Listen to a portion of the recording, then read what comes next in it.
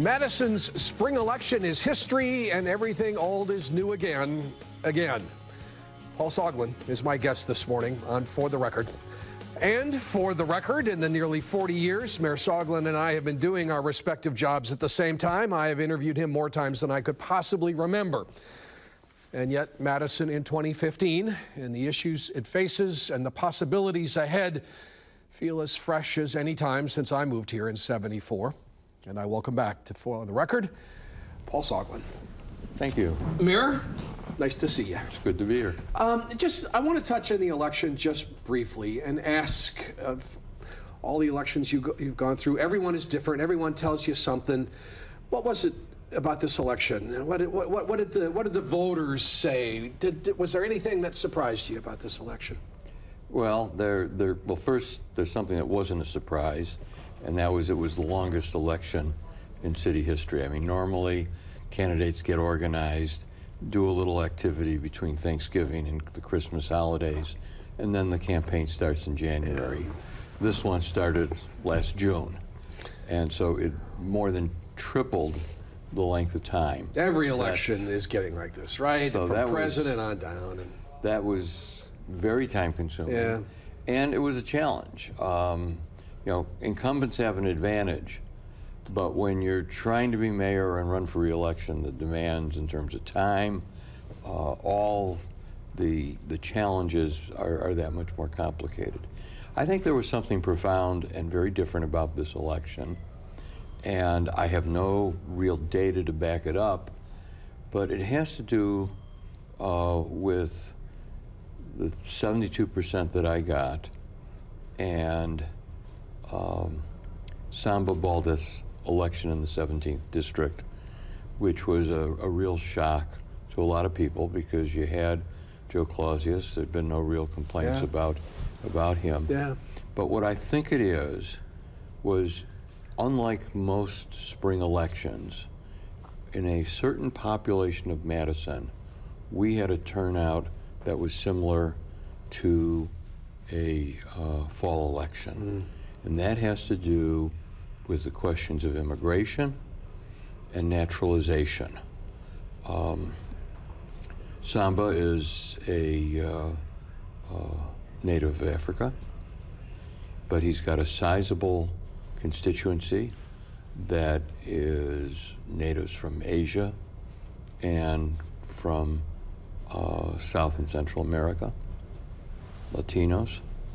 And I think what happened is during the course of this election, we did discuss the issues of immigration reform, and we got a much higher proportional turnout among naturalized citizens for whom they and their families, this is a real critical issue.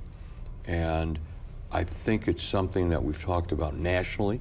For example, what would be in the next presidential election, the impact of Latino, Hispanic voters. Yeah. I think it's going to be more profound than people are estimating now. It's interesting. I guess I heard you speaking to longtime Madison residents of color who would be a natural support base for you and who have voted for you many times. I hadn't thought that a lot of these people are new, Paul, and so they heard something in your message that prompted them to vote for you as well. In most of the forums, the big focus was the question of equity and as it relates to the disparity between white and African American populations in this country and specifically our city. But on occasions where I had the opportunity, I really focused on immigration and immigration reform. And the response from the audience was very spontaneous and very forceful. Yep. And in talking and listening to people during the course of the last 6-7 months, this is something which people embraced the issue and embraced me as a candidate and as mayor. Yeah. And it's something very new to Madison. I think the last time you and I just did this show alone was right after the Race to Equity report. You were the second person I had on after Kaleem and yes. Lisa to talk about this. What are you thinking about it now, Paul? Where are we? Well, a couple of things. First is we know that the year in which it was based is an outlier in regards to the data, and that perhaps the report is not as accurate as we'd like it to be. But we also know that there are some significant changes taking place in response to the report, in response to these issues which I tried to raise actually in the 2011 election. A couple of things come to mind. One, how quickly a community can change based on the mobility of a modern population moving and so on. Secondly, tragically, how quickly progress can be reversed. For example, leading into the Great Recession of 2008, 9, 10, leading into that, we had been making significant progress in closing economic gaps, closing academic gaps. And in a couple of years, it was wiped out. And wiped out for some reasons that were beyond our control as to what was happening in the national economy. But that gives us reason for hope and optimism that just as quickly we can reverse it if we're cognizant of it. We can't have a situation where middle class, mostly white Madison, recovers from a recession like this and is not cognizant, is not aware, is not working diligently to make sure that equitably everyone in the community recovers. Right. I'm going to take a break now, because when we come back, I want to ask, are we the worst or are we not the worst? And is there any value in that anymore? So let's take the first commercial break, and we'll do that when we come back right into this.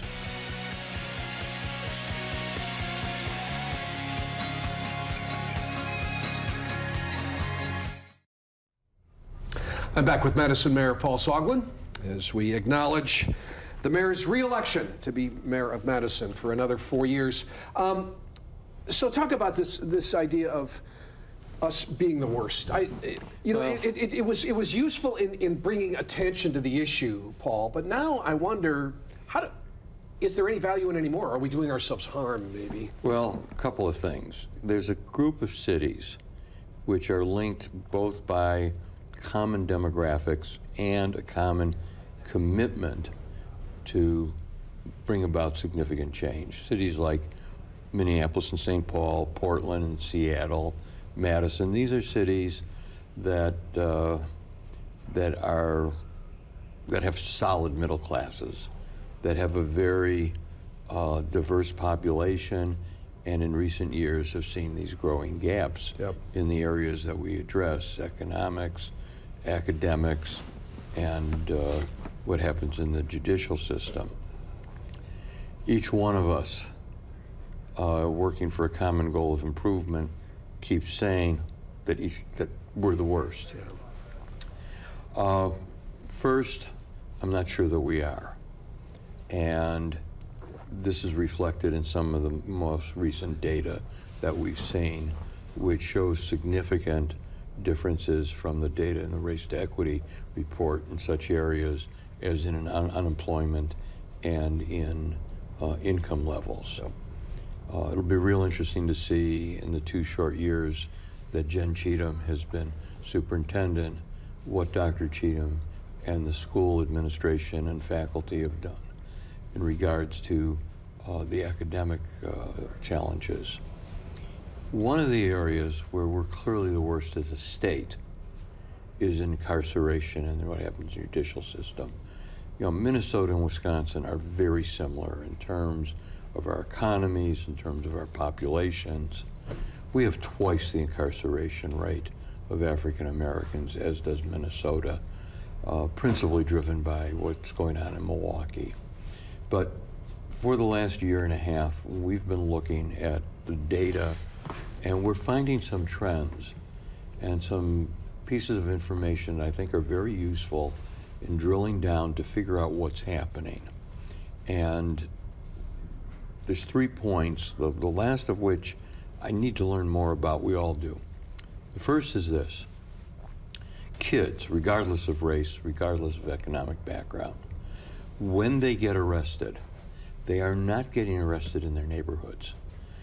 This is not a result of the police department blanketing neighborhoods and yanking kids off the street. Kids are getting arrested where kids hang out. They're getting arrested at the shopping malls, at the discount stores, at the bus transfer points. That's where they're getting arrested. The second thing that we're learning and looking at the data is that African American kids have a much higher rate of recidivism than do white kids. And that gets to the third point, which needs more examination, which is what's happening in regards to the handling and disposition and alternatives for white kids, middle-class kids, versus low-income kids, and especially if they're low-income and African-American. There's an article about Milwaukee County in this week's New Yorker, which I'm just starting to read. It's a fairly long article dealing with this issue. But if you look at it from the standpoint of the prosecutor, we all know that the prosecutors keep saying that they're underfunded, they're at staffing levels they were 30 years ago, they're short-staffed, and what most of us do in responding to that is we intuitively think, well, the big cases, the murder case, that is slowed down, and that's where the problem lies. That's not necessarily the case. And we've talked to our own district attorney here in Dane County, Ishmael Ozan, and he makes the point that when you've got an overworked prosecutor, when it comes to the small cases, those cases are kind of pushed out the door. Yeah. Let's dispose of them, get them off the books. And in doing so, we're not doing a favor to a lot of the young people who are caught up. A kid may have done something very nasty, very bad, not enough to go to prison. And so what we're doing to dispose of that case is pushing the kid out the door. Kid's kind of going, wow, I got away with it. There's no intervention. There's no discussion about right and wrong, the consequences lifelong of this. There's no alternatives in terms of how that young person's going to spend their time, community service. And so when that happens, and the kid in effect gets away with it, we're more likely to see a repeat offense, and it's going to start escalating and become more serious. Is this the kind of thing, Paul, that the proposed community court and restorative justice model that's being talked about would help get at? This is what we're doing on the south side with Captain Ballas and the work we're doing with the county. I mean, what we're looking at now is going beyond that. And the concept is, can we create an alternative judicial system? An alternative judicial system that focuses on restorative justice, which focuses on how that kid spends his or her time.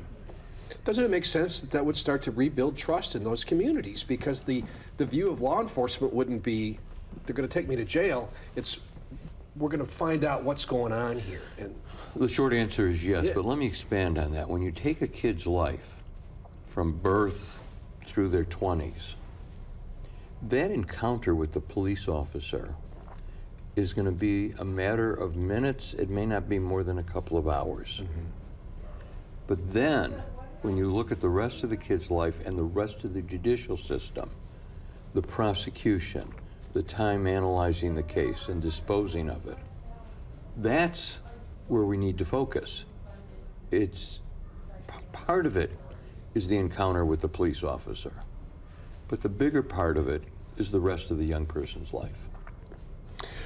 I have a question about how this all relates to cities, and you and I talk about cities a lot. Let's take this last commercial break, and we're going to come back and we're going to talk about cities right after this.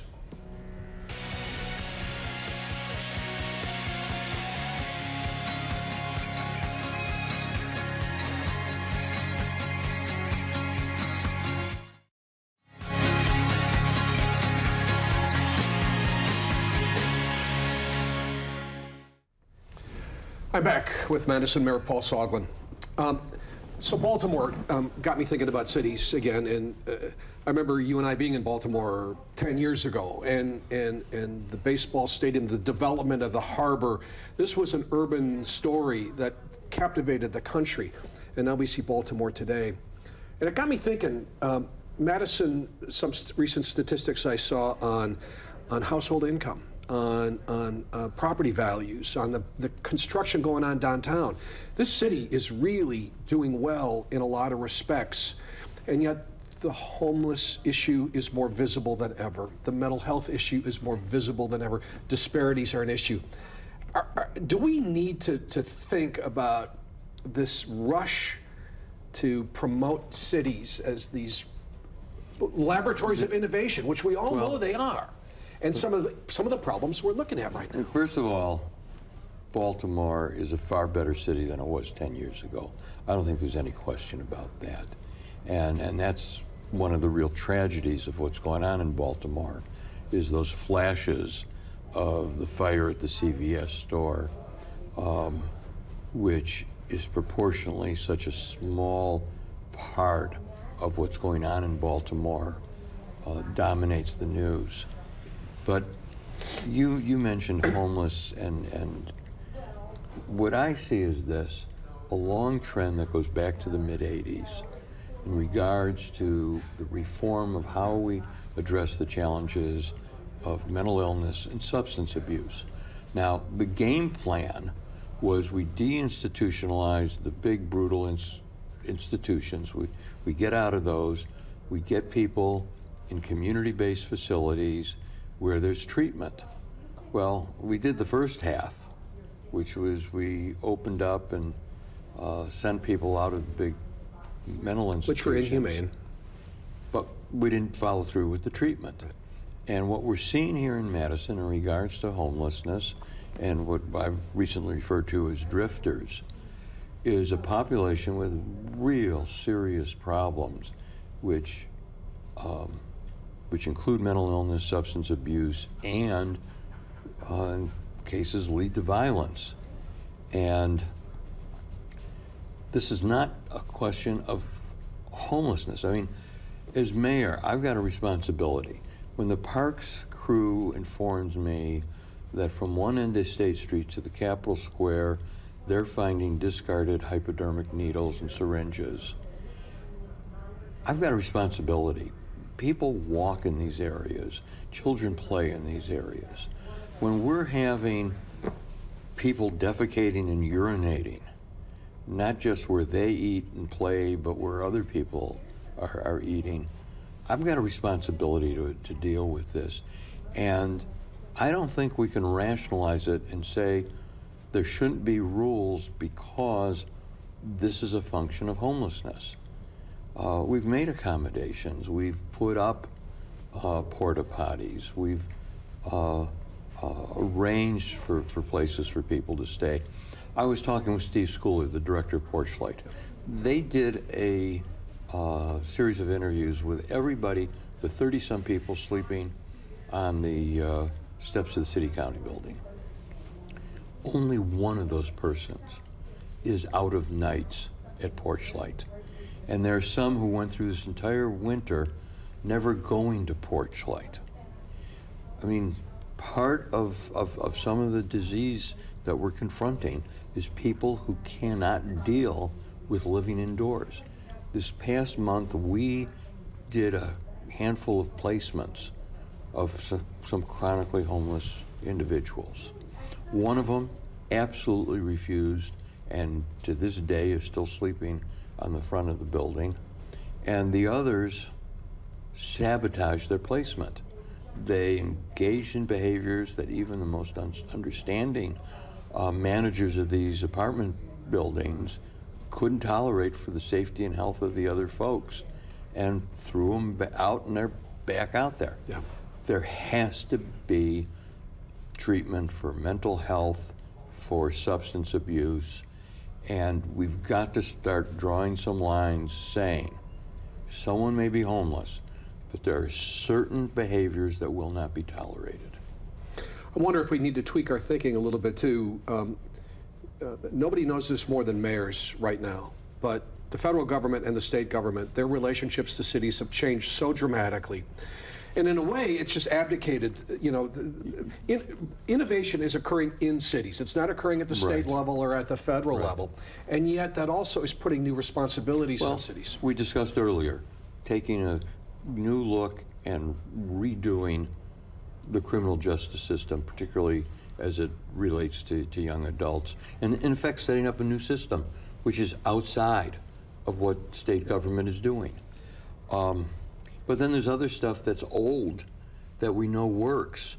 And you remember here over the years, first the school district had the loft, and then there was an outfit I was well aware of, but not until I talked to adults in their 40s did I get an appreciation for a little club known as Wally Gators, which was a teen club, no liquor, on Gorham Street.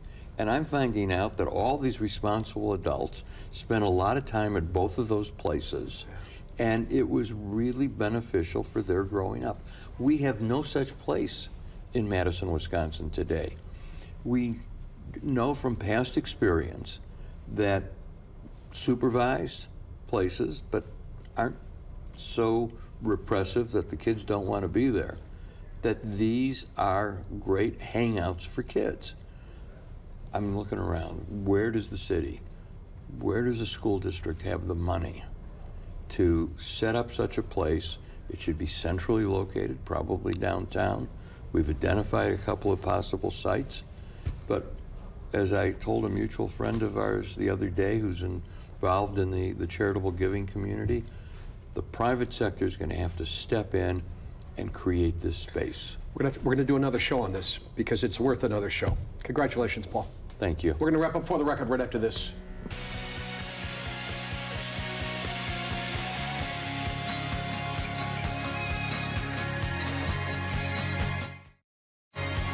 My thanks to Paul Soglin. See you next Sunday on For the Record.